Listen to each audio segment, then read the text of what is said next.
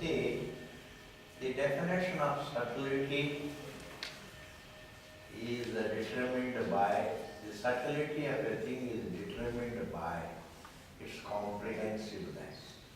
What is comprehensive is subtle.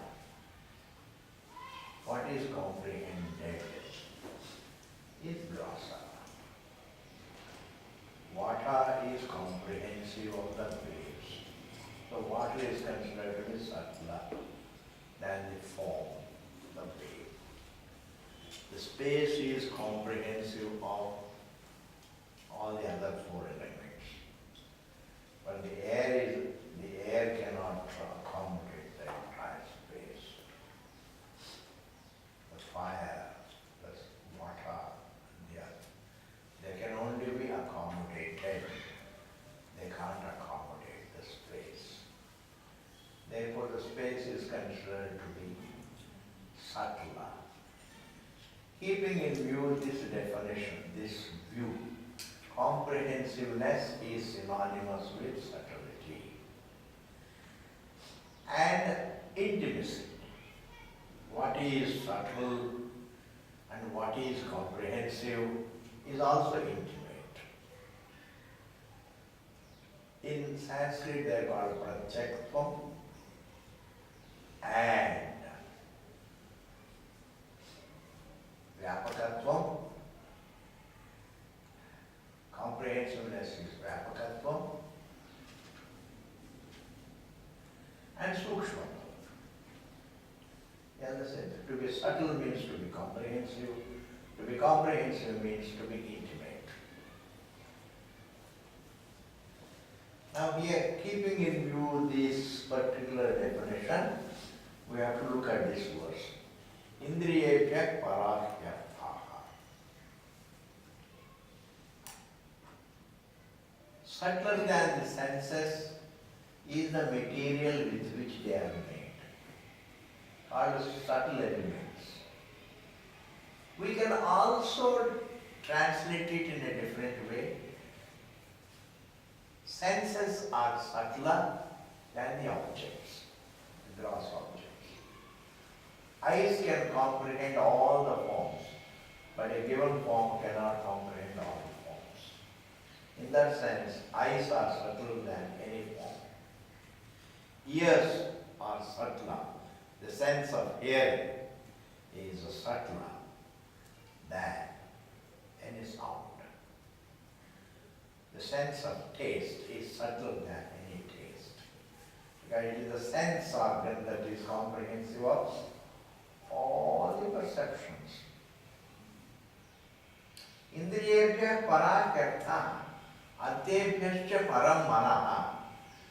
And subtler than the senses and subtler than the objects is the thought, manaha, the mind. Mind is subtler than the senses and the objects. Because you can close your eyes and you can think about the objects. In order to think about the objects, you don't need the eyes. You have seen them once, then you can close your eyes and remember them and think about them. Therefore the mind, behind the eyes is the thought, behind the ears is the thought, behind every sense organ is the mind. Therefore the mind is comprehensive of all the senses. If the mind is comprehensive of all the senses, no sense organ is comprehensive of mind. In that sense, mind is obviously subtler than the senses. See the logic of it. No sense organ is comprehensive of the thought. But the mind, the faculty of thinking, is there behind all the senses, comprehensive of all the senses. Therefore, the mind is subtler than all the senses and more intimate to you. Senses in comparison to the objects are more intimate to you. In comparison to the senses, the mind is more intimate to you. Thinking. And now Bhagavan says, Manasastu parabuddhi, intelligence is Because in order to likes and dislikes and anger, every impulse is a part of the mind. All desires are a part of the mind. Even the choice is a part of the mind. When all these thinkings are a part of the mind, they are all based upon understanding. Your love is based upon understanding. Your dislike is based upon understanding. Even if you have to choose something, you have to first understand. Choice is based on understanding. And all your impulses are based on understanding. You have to understand what the other person is doing. Then alone you can be angry with the person. Why are you doing? Therefore, understanding is there behind all thinkings. Intelligence is there behind all thinkings. Therefore, intelligence is comprehensive of the entire mind. The word for the intelligence is the buddhi. The buddhi is subtler than the mind, and the buddhi is comprehensive of all the thoughts, and the buddhi is very intimate to you. In comparison, buddhi is more intimate to you than the mind.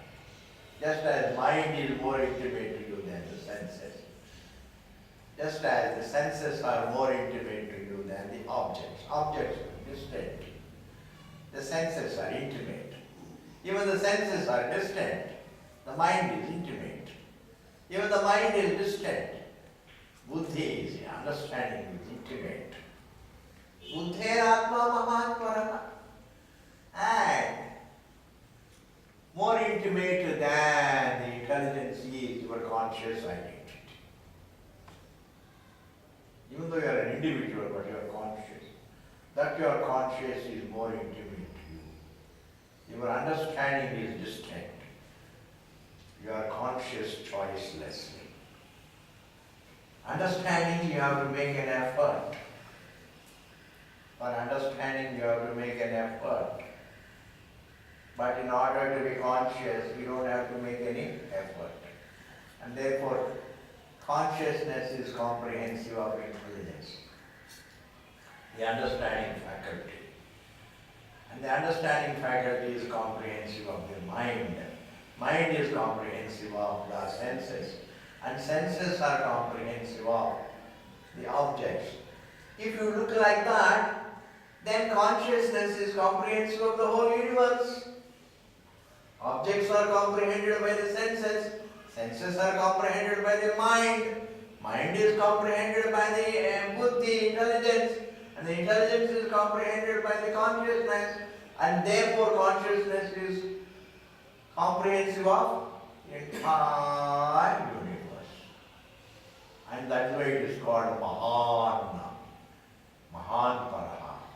That consciousness taken for the form is called the Jiva. Even though the unlimited consciousness is taken for a form, a limited form, but the unlimited continues to be unlimited. Even if you take the water for a wave, the water continues to be water. Even if you take the rope for a snake, the rope continues to be rope. Even if you take the earth as flat, it continues to be round. Our reality doesn't change. Your views may change. Your ideas may change, but the reality doesn't change. And therefore, Buddher Atma, the consciousness, unlimited consciousness, taken for a limited form, is called Jivatma. It's called Mr. So-and-so. Therefore, every living being is none other than the same truth taken by a form. I take myself to be this form, you take yourself to be that form. Mahataha param avyaktam. when the jiva goes to sleep, his entire individuality becomes unmanifest. That is called Advaita. Unmanifest. Like a tree is unmanifest in a seed, and the seed again becomes manifest as a tree, and a tree again becomes unmanifest in the form of the seed. In the same manner, you wake up. This is called manifestation of the individuality. Your entire individuality is manifest. Your embodiment is manifest. And when you go to sleep, your individuality remains dormant, becomes unmanifest.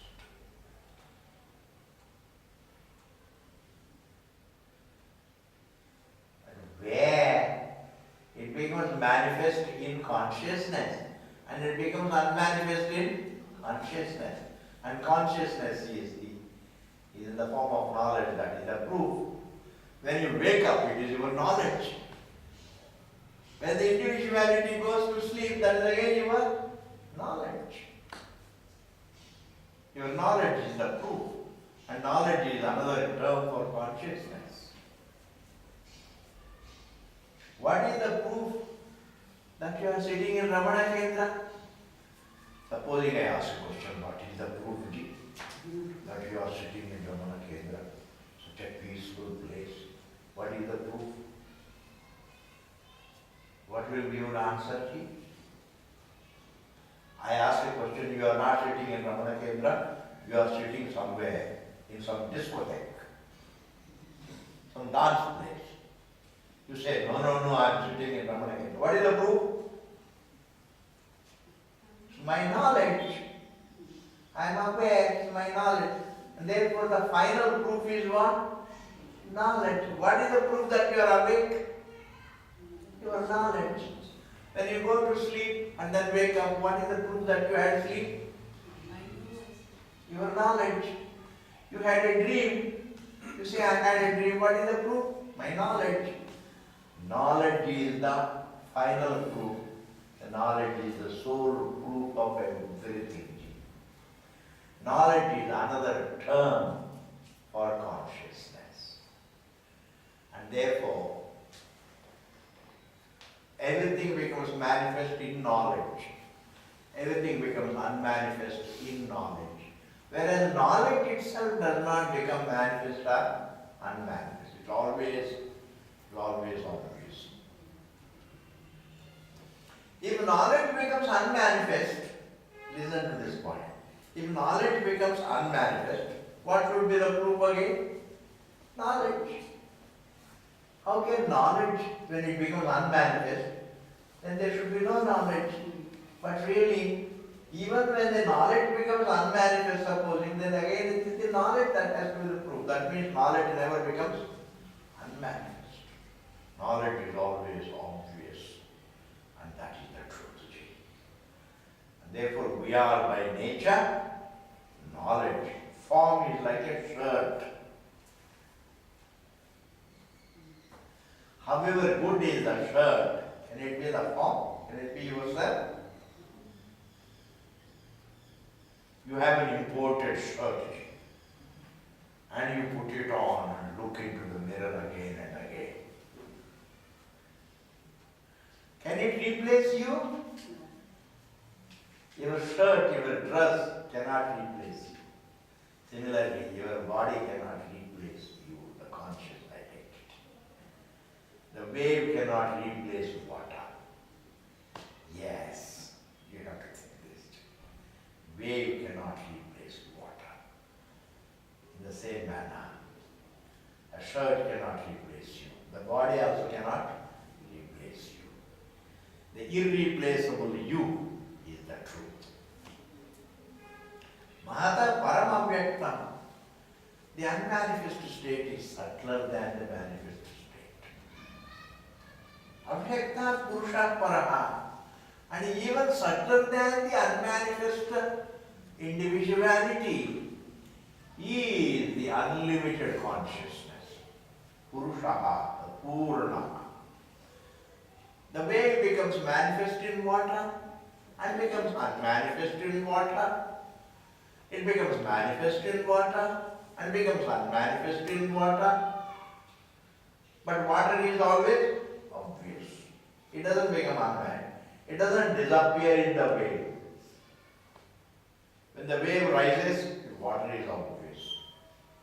When the wave becomes unmanifest, the water is obvious. Similarly, our conscious identity is ever obvious. Our individuality becomes manifest and unmanifest. Our embodiment becomes now manifest and now unmanifest. If a scientist goes to sleep, he remains a scientist unmanifest, and when he wakes up again, he is a scientist manifest. This particular situation of manifest unmanifest states is not understood by the scientists.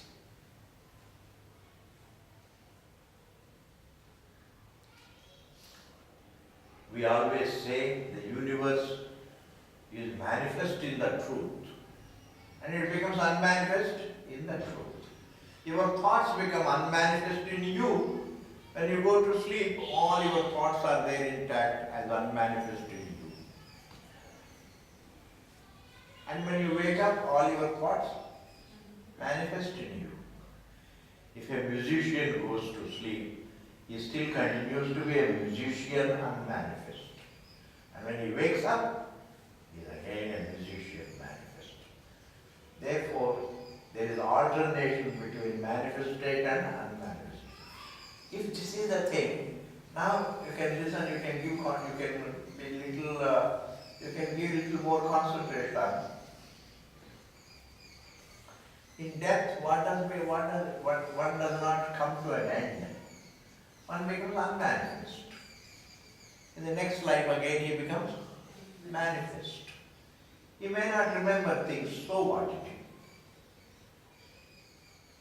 Sometimes you go to the dream, you don't remember anything of the waking. You don't remember anything of the waking, but can you doubt the waking? No. You don't remember the day of your birth.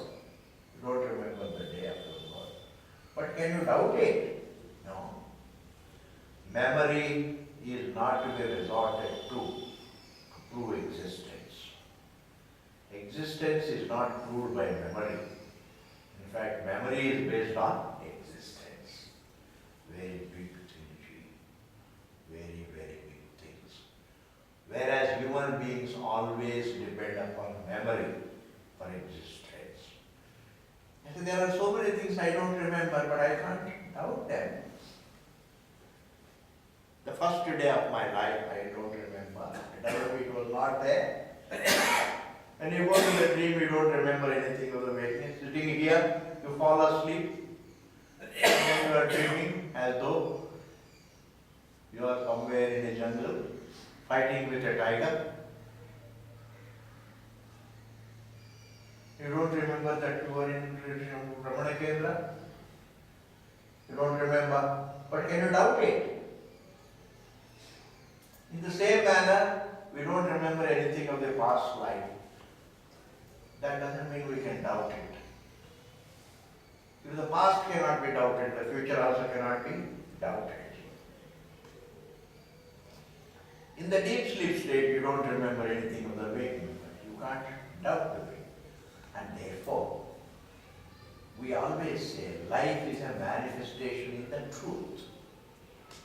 Death is an unmanifest state in the truth. The individual is always there until he understands the truth. He is always there. Every day you go to sleep, you transcend the form. Every morning again you pick up the form. And when a night falls, I transcend the form. And in the morning I pick up the form. What is death, please? Transcending the form. Swamiji, in death the breath snaps. Breath. I say even in the deep sleep state the breath snaps. Why? Because you are not aware of the breath. Are you aware of the breath in the deep sleep state? No. You transcend the breath also. Indeed, in death also you transcend the breath. And therefore, life is not meant to come to an end. Life has continuity in the form of manifest and unmanifest phases. It has continuity. The wave doesn't end, G. The wave has continuity, now as manifest and now as unmanifest. It has continuity. Because even a scientist he cannot prove the end of anything. He always believes transmutation of it. Things can change but not come to an end. Like matter cannot come to an end. It can be converted into other things. You can't destroy anything in this world. It can only become unmanifest. If this point is understood, then the Vedic thinking that life doesn't end, life has continuity in different forms. Life has continuity. If I can continue from day to day, I can also continue from life to life. If I can exist at 2 moments, seconds, I can have continuity. What can exist at 2 seconds? It can exist forever, in time. Why not? And therefore, yesterday I existed and today I existed. Therefore, we have continuity. As individuals, we have continuity in time. But as consciousness, we are free from time. So these points you have to understand. I know they are difficult, but I cannot tell you stories. You have to follow this point. As physiological individual, we are in time. We have continuity in time. As soul consciousness, we are free from time. In the waking, we have continuity in time. As dreamers, we have continuity in the dream time. And in deep sleep state, we are free from time. In the waking state, we have continuity in our thoughts. In dream, we have continuity in our thoughts. In the deep sleep state, we are free from thought. And what is the proof? One's own knowledge. One's own knowledge. You can't question knowledge. Because even questioning is proved through knowledge. You can't doubt knowledge. Because knowledge is the sole proof of everything. If you say it is a dream, it is that the dream is false. What is the proof? It's my knowledge. I thought it is real, now it is not there. It's my knowledge. What is the proof of the way? What is the proof that this is waking? It's my knowledge. What is the proof of a dream? It's my knowledge. What is the proof of the blackout of both waking and dream? It's my knowledge. That knowledge cannot have a blackout. Knowledge cannot be blacked out. Yes. And therefore, Mahata Paramam Vyaktam. Avyakta Purusha Param. This is what I want to repeat again and again. Our physiological individuality has manifest and unmanifest phases. Whereas our conscious identity is ever obvious. That is our nature. What is ever obvious is our nature. What is now manifest and what is now manifest is our individuality. Individuality is a notion, is a situation. Embodiment is a situation. Situation can have now manifested state, now unmanifested state, but the nature is ever obvious. Purushartha param kinchit. Beyond our conscious identity, there is nothing. In fact, you can't think of something beyond consciousness. Because if there were something beyond consciousness, then also it becomes an object of consciousness. Everything is an object of consciousness. There is nothing behind consciousness. Like everything is in space. Not that the space is in the air. Space is not in fire, water, earth. They are all in space. In the same manner, consciousness. Everything is in consciousness, not consciousness is in anything. And therefore, Purusha Naparam Kinchit, there is nothing beyond our conscious identity. Amazing point, Ji. Amazing point, Ji. There is nothing beyond our conscious identity. Beyond our conscious identity, there is nothing. You can't prove anything beyond your consciousness. Because whatever you think about yourself presents itself to consciousness. The illuminer of every notion is consciousness. The illuminer of every belief is consciousness.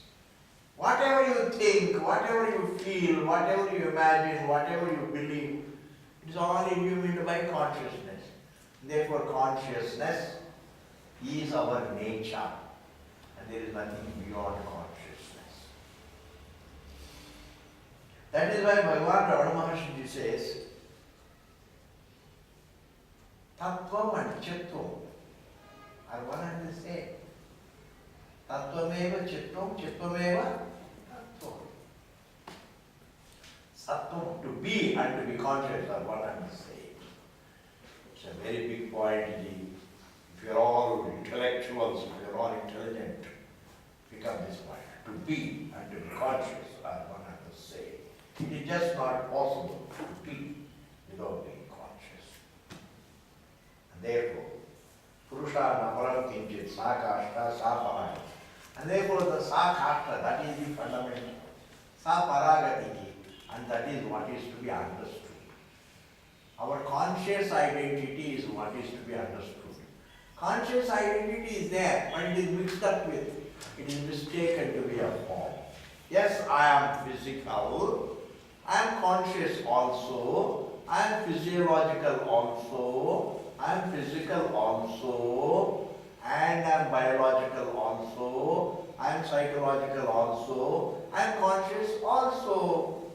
Whereas the Shastra says, no, you are solely conscious.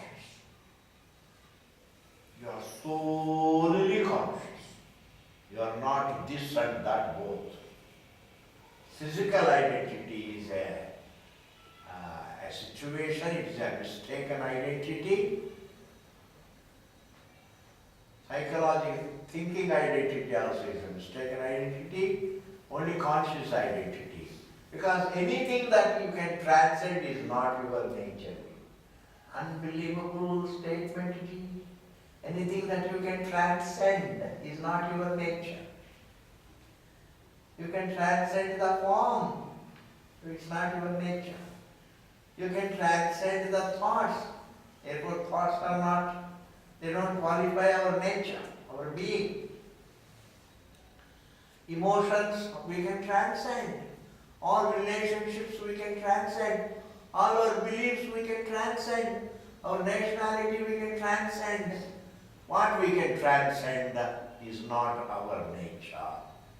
What we cannot transcend is our nature. I can transcend my thinking about myself, but I can't transcend myself. I can transcend my views about myself. All views are in the form of thinkings. I can transcend my views, but I can't transcend my nature. That is my nature. Sapara, and that is something to be understood. That is the goal of life.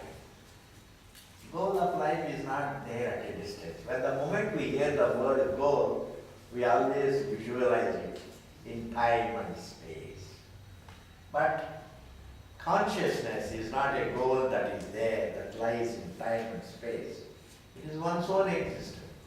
Self-understanding oneself is the goal of life. ठीक है ना?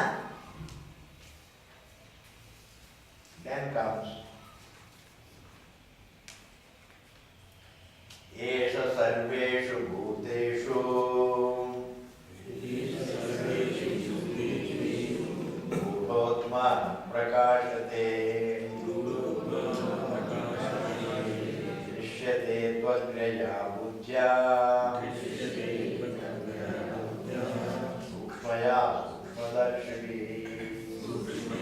सूक्ष्मदर्शिनी। थोड़ा बहुत संस्कृत पढ़ने से पाप नष्ट होता है। हाँ जी, थोड़ा संस्कृत पढ़ने से कुंभ मेले में जैसे स्नान होने से पाप नष्ट होता है ना। Sanskrit, if you speak Sanskrit, if you can pronounce Sanskrit, it is a tongue twister language. Because, and therefore when you can speak Sanskrit, it can destroy some power. Yesha sarveshu bhuteshu. Truth is in all beings. Yesha sarveshu bhuteshu. In all living beings, the truth is the same truth. The infinite truth. It's not that in small individuals only a bit of truth is there. In an elephant, a bigger bit is there. And in human beings, a little bit is there, isn't it? The truth is always full. In its fullness, it is there. In amoeba, truth is there in its fullness. In an ant, truth is there in its fullness. And in a cow, truth is there in its fullness. In an elephant, truth is there in its fullness. In a dog, truth is there in its fullness. In a dog eater also, the truth is there in its fullness. In a saint, the truth is there in its fullness. In a sinner also, the truth is in its fullness. Sinning is thinking. Virtuosity is thinking. But the thinking doesn't qualify the truth. I can think good and bad. Goodness and badness are in the realm of thinking. How can you really think of goodness except good thinking? It is good thinking. You can't think in terms of good consciousness and bad consciousness. Consciousness is the truth. Good and bad are in the realm of thinking. And the thinking doesn't qualify consciousness. Therefore, that's why Bhagavan says, disparity in the creation is non-existent. And if you still see disparity, it is your thinking. Disparity is thinking. There is no disparity in the creation. There is no illogicality in the creation. Illogicality is a quality of man's thinking. Man thinks illogically. There is no illogicality outside. You show me one illogicality. Is there an effect without a cause? Supposing there were an effect without a cause, then it would be illogical. If there were rain without clouds, then it would be illogical. It would be illogical phenomena. But there is no illogical phenomena in this creation. Everything is logical. But where is illogicality? In human thinking. And therefore, disparity is man's creation, man's view. Otherwise, there is only parity. There is parity between a dog and a dog eater. Amazingly, don't throw stones at me. There is parity between sinner and a saint. Why? Because sinner's being, that he is a sinner, that how he thinks makes him a sinner, how he thinks makes him a saint. There can be a good individual and a bad individual, but the truth is the same. Yesha sarveshu bhuteshu. The truth is in all the individuals. Gudotma, gudaha atma. But it remains ununderstood. It's not concealed, but it is obvious. Because you can't have a cover cover of concealment or the infinite. You can't have a cover for the space.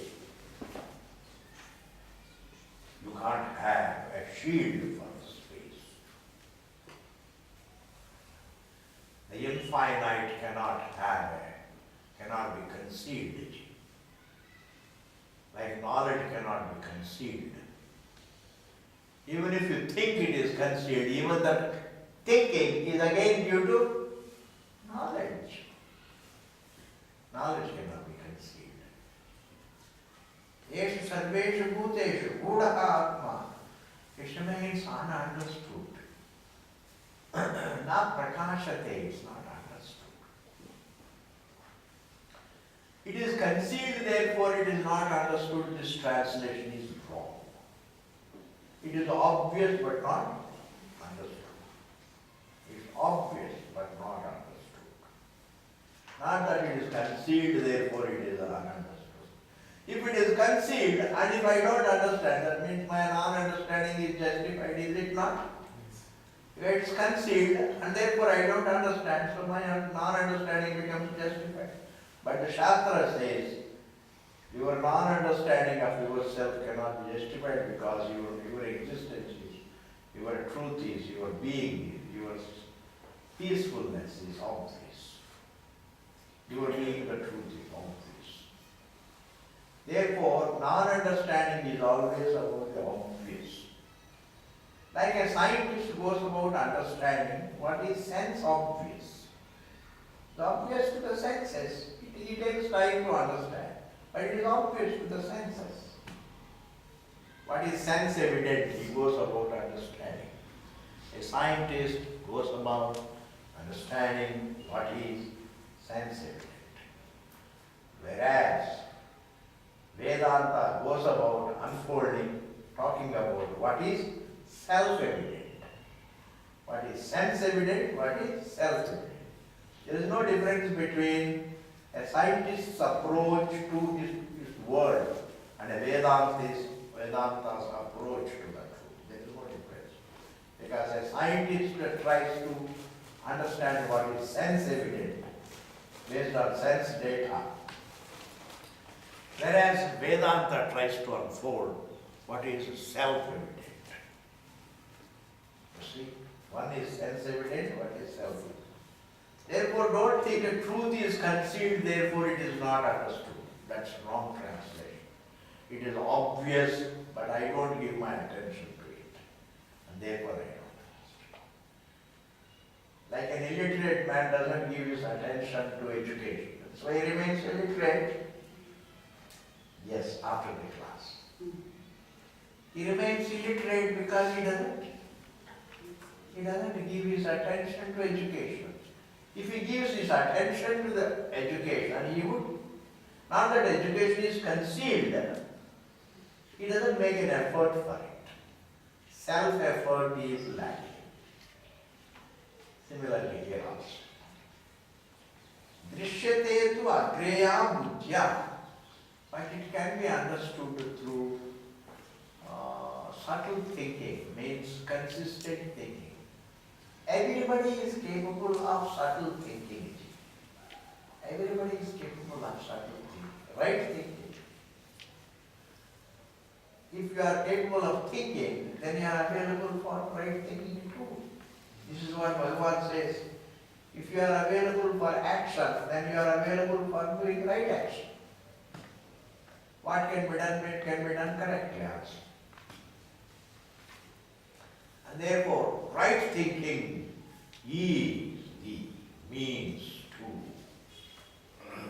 understanding. Right thinking. If this object cannot give me happiness, has not given me happiness, then no object is going to give me. This is the right thinking. If one object is finite, if I pile up all the finite objects, it's not going to become infinite. That is logical. Right thinking. If one pleasure doesn't make me full, then countless pleasures also don't make me full. Countless pebbles, do they make one diamond? No. Logical, the right thinking has to hit the truth. Right thinking takes you to the truth, yes. There's no question. That is called Drishyate tu Agreya Buddhya. It is understood through subtle thinking that is said. But then I would like to translate it as it is understood through right thinking. Because subtlety becomes subjective. The right thinking. Just now I told you, many countless pebbles don't make one diamond. That is the right thinking. Countless finite things don't make one infinite. Countless objects do not make one subjectivity. Countless thoughts do not make one thinker. Yes. Countless dead people do not make one living person. Yes. That is the right thinking. Therefore, there is a different distinction between one's existence and the rest of the universe. That is seen. I am the seer. Countless seen things don't become one seer. Is it true or not? Countless forms do not make one seer. Countless sounds do not make one hearer. That means the creation cannot be, the entire creation cannot be one subject, the seer of the subject. Therefore, the right thinking takes you to the truth. Drishyate tu agreya buddhya. Sukshmaya sukshmadarshiviti. Sukshmaya by the subtle thinking. Sukshmadarshiviti means those who are given to understanding subtle things, the comprehensive things. Those who are given to understanding subtle things can understand the truth. Because the truth is very subtle. This is the verse today. And any questions for a little while? Hanji? So, if right thinking can lead to The truth, yes. then all intellectuals could But they don't think correctly, you know. They are only intellectuals. They are not exposed to the Shastra. Some who also try, what they try to say, we need something beyond, some grace should function. Yes, some grace should function to bring you to the Shastra. But once you come to the Shastra, Also to understand, no.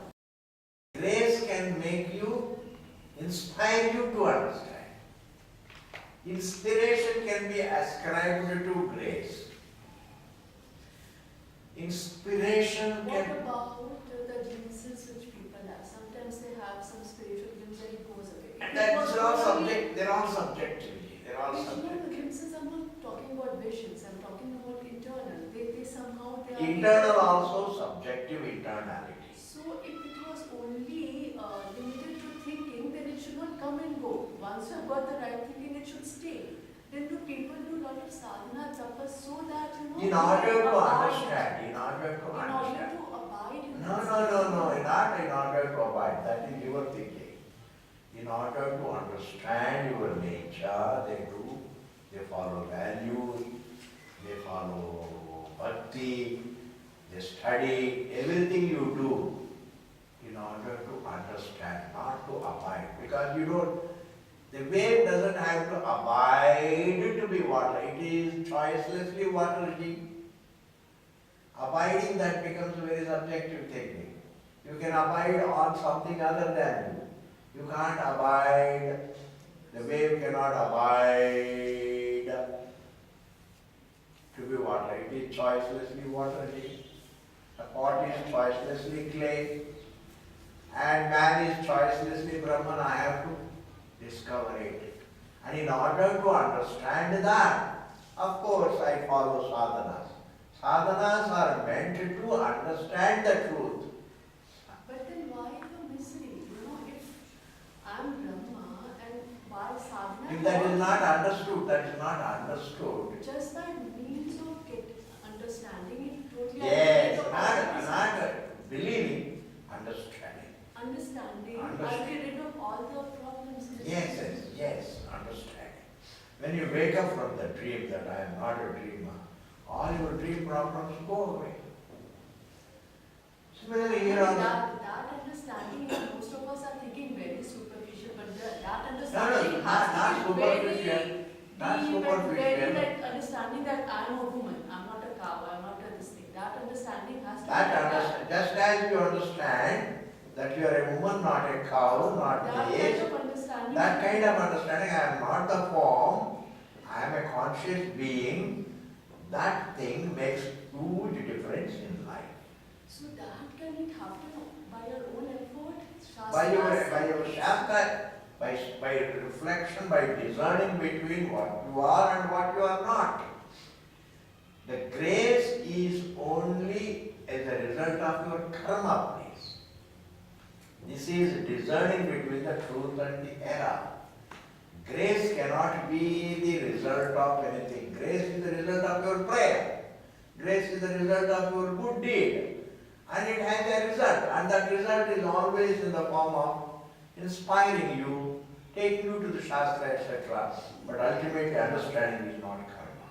Then what about that Bhagavad Dharma and all? It's only based on Bhakti. No, Bhakti is a sadhana, ji. Sadhana, it's only based on this thing. And then Bhakti is a sadhana, it is meant to prepare you to understand. And by grace of That is what I said. Bhakti gives you grace to go to the Shastra, and it inspires you to look into the Shastra. But all those Bhagavata, they don't read Shastra, they just read the Leelas of. But maybe in some life they will be inspired, that Bhakti will inspire them to come to this Vedanta. But if you read, I haven't read Bhagavata completely, but whatever this thing, but if you read that, they say, okay, this is enough. That is their view, ji. That is their view. You think about it. That is their view. But if you read, it takes you to some place. It takes you. Sadhana can give you relative peace. It doesn't enlighten you. It is Shastra that enlightens you. Shastra is different from sadhanas. And if you see the inner this thing of Bhagavad, Vedanta, everything takes you to that place. That's what you think. If you think so. No. See, if you think so, it is okay. But what I am saying is, if the wave has to understand that I am water, it has to look at itself. Look at itself. So in the same manner, here also, if the jiva has to understand himself to be Brahman, it has to look at itself. That is exactly what is Vedanta about. And in order to look at oneself, you have to be mentally peaceful. And that is what all the sadhanas do. Sadhanas prepare you to look at yourself. And what is Vedanta? It is just to help you, inspire you to look at yourself. And therefore sadhanas are different from Vedanta. Sadhanas inspire you for Vedanta, but Vedanta's topic is you. What is man? That is the topic. That is the topic of Vedanta. What is Bhagavatam? Coming to Bhagavatam. Bhagavatam is inculcating in you devotion for the truth. And they say devotion, you have to have the devotion for the immanent being. That is the Antaryami, who is inside you. And that is what they think, but devotion. Vedanta also says that, the self. Here they say call it Antaryami. No. So devotion creates, it is within the central division between you and the truth. The total surrender can happen only Surrender also, you are surrendering yourself to someone. That is also a part of bhakti. Bhakti can only inspire you, but it doesn't really, it doesn't make you look at yourself. They say Vedanta, only you can surrender completely if you know Vedanta.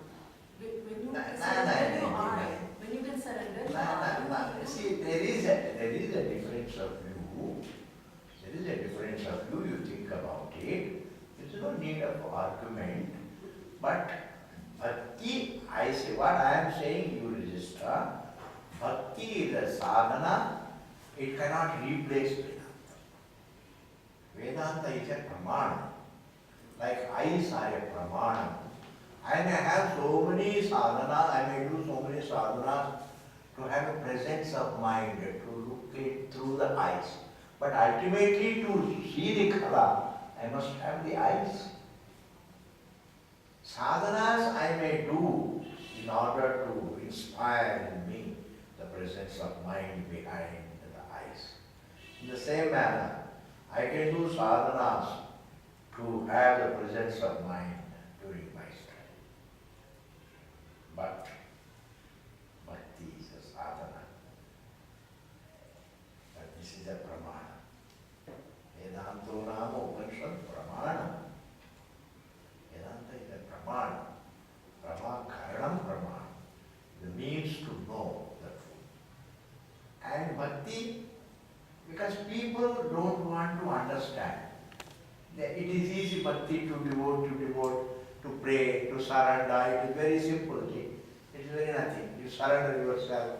The wave can say, hey ocean, there is some ocean, please look after me, I leave everything to you, etc. Surrendering is not the answer. Wave understanding its own nature, free nature, that is the answer. Yes. Okay, Jay. We'll continue it in the next class. Next class will be when? Next class will be next month. Next month. On the 10th. On the 10th. 10th of March. 10th of March. Yes, I am here. The 10th of March. That's not holy. I am not going to Uttarakanshi before that. On the 10th of March I am.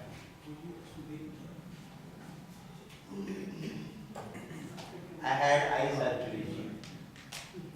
Therefore I